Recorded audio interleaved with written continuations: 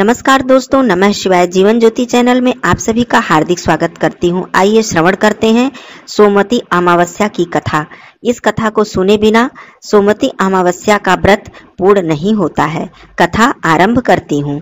एक साहूकार के 7 बेटे और 7 बहुएं एक साथ रहती थीं। एक बेटी भी थी।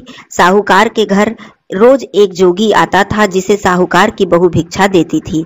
उस जोगी को जब साहूकार की बेटी भिक्षा देने आती थी तो उससे वह भिक्षा नहीं लेता था और कहता था, तेरे भाग्य में सुहाग की जगह दुहाग लिखा है। लड़की को उस जोगी की यह बात बहुत ही बुरी लगती थी और एक दिन वह अपनी माँ से रोते रोते जोगी की बात बताती है। सारी बात सुनकर माँ कहती है कि कल जब जोगी आएगा तब मैं सुनती हूँ कि वह क्या कहता है और क्यों कहता है। अगले दिन फिर जोगी आता है तो साहूकारनी छिप कर बैठ जाती है और लड़की को भिक्षा देने के लिए भेजती है। जोगी उससे भिक्षा नहीं लेता है। फिर वही बात दोहराता है कि तेरे भाग्य में सुहाग की जगह दुहाग लिखा है। लड़की की माँ बाहर निकलकर आती है और जोगी से कहती है कि एक तो हम तुझे भिक्षा देते हैं और तू हमें गाली देता है। जोगी कहता है कि मैं गाली नहीं दे रहा हूँ, जो बात सत्य है वही कह रहा हूँ। इसके भाग्य में जो लिखा है मैं वही बता रहा हूँ। सारी बातें सुनने पर लड़की की माँ कहती है कि जब तुझे सारी बातें पता है तो इससे बचने का उपाय भी पता होगा, वह मुझे बताओ। जोगी कहता है कि 7 समंदर पार एक धोबन रहती है जिसका नाम सोना है। वह सोमवती अमावस्या का व्रत करती है। अगर वह आकर इसे फल दे दे तभी इसका दुहाग टल सकता है, अन्यथा विवाह के समय सर्प काटने से इसके पति की मृत्यु हो जाएगी। सारी बात सुनकर माँ रोने लगी और सोना धोबिन की तलाश में निकल गई। चलते चलते रास्ते में तेज धूप पड़ रही थी, जिससे बचने के लिए वह एक पीपल के वृक्ष के नीचे बैठ गई। उसी वृक्ष पर एक गरुड़ के बच्चे अपने घोंसले में थे। एक सांप आया और गरुड़ के बच्चों को खाने के लिए लपका, लेकिन साहूकारनी ने उस सांप को मारकर बच्चों की रक्षा की। कुछ देर बाद गरुड़नी आई और सब जगह खून देखकर साहूकारनी को चोंच से मारने लगी। साहूकारनी बोली, एक तो मैंने तेरे बच्चों को सांप से बचाया और तू मुझे ही मार रही है। सारी बातें जानने पर गरुड़नी बोली, तूने मेरे बच्चों की रक्षा की है, इसलिए मांग जो चाहती है। साहूकारनी गरुड़नी से कहती है, मुझे 7 समंदर पार सोना धोबिन के यहाँ छोड़ दो। और गरुड़नी ने वैसा ही किया। साहूकारनी वहां पहुंच तो गई, लेकिन सोचने लगी कि इसे कैसे मनाऊं। सोना धोबिन की भी 7 बहुएं थीं, लेकिन घर के काम को करने के लिए सदा आपस में लड़ती रहती थीं। रात को जब सब सो जाते थे तो साहूकारनी आती और चुपके से सारा काम करके उजाला होने से पहले ही चली जाती थी। सारी बहुएं आपस में यही सोचती थी कि कौन सी बहू है जो सारा काम कर देती है, लेकिन एक दूसरे से पूछने की हिम्मत किसी में नहीं होती थी। काम करने की बात सोना धोबिन ने भी देखी कि आजकल बहुएं लड़ती नहीं हैं और काम भी सारा हो जाता है। सोना धोबिन ने सारी बहुओं को बुलाया और पूछा कि आजकल तुम लड़ती भी नहीं हो और घर का सारा काम कौन करता है।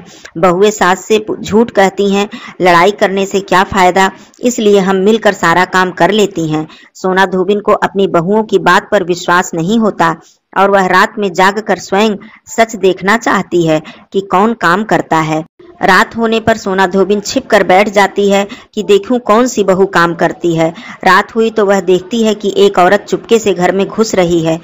वह देखती है कि उसने घर का सारा काम कर दिया और जाने की तैयारी में है। जैसे ही साहूकारनी जाने लगती है तो सोना धोबिन उसे रोकती है और पूछती है कि तुम कौन हो और क्या चाहती हो। साहूकारनी कहती है कि पहले तुम वचन भरो तभी मैं बताऊंगी। वह वचन भरती है। तब साहूकारनी कहती है कि मेरी बेटी के भाग्य में दुहाग लिखा है, लेकिन तुम सोमवती अमावस्या करती हो, मेरे साथ चलकर उसे सुहाग दे दो। सोना धोबिन वचन से बंधी थी तो वह साहूकारनी के साथ चलने के लिए तैयार हो जाती है।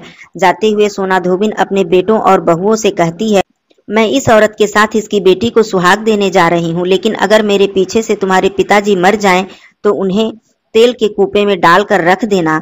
धोबिन साहूकारनी के घर पहुंच जाती है। साहूकारनी अपनी बेटी का विवाह करती है तो फेरों के समय सोना धोबिन कच्चा करवा, दूध तथा तार लेकर बैठ जाती है। कुछ समय बाद सांप आया और दूल्हे को डसने लगा तो सोना धोबिन ने करवा आगे कर तार से सांप को बांध दिया और सांप मर गया।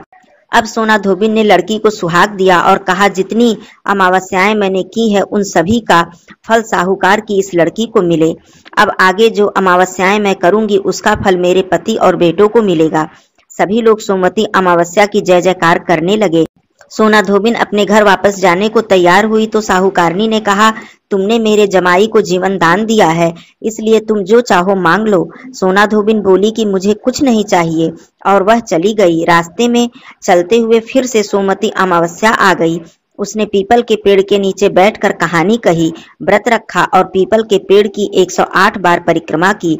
पीपल के पेड़ की पूजा के बाद वह घर जाती है तो देखती है कि उसका पति मरा पड़ा है। अब रास्ते में जो सोमवती अमावस्या उसने की थी उसका फल अपने पति को दे दिया, जिसके प्रभाव से वह पुनः जीवित हो गया। सब कहने लगे कि तूने ऐसा क्या किया जो तेरा पति जिंदा हो गया। वह कहती है कि मैंने तो ऐसा कुछ नहीं किया है, बस रास्ते में सोमवती अमावस्या आ गई जिसका मैंने व्रत किया, कहानी कही और पीपल के वृक्ष की 108 बार परिक्रमा की। अब सारी नगरी में ढिढोरा पिटवा दिया गया कि हर कोई सोमवती अमावस्या करेगा, पूजा करेगा, व्रत रखेगा, कहानी कहेगा और पीपल के वृक्ष की 108 बार परिक्रमा करेगा। हे सोमवती अमावस्या, जैसे आपने साहूकार की बेटी का सुहाग दिया वैसे ही सबका अखंड सौभाग्य देना। कथा समाप्त हुई। बोलिए श्री हरि विष्णु भगवान की जय, माँ लक्ष्मी जी की जय, सोना धोबिन की जय। धन्यवाद दोस्तों। नमः शिवाय।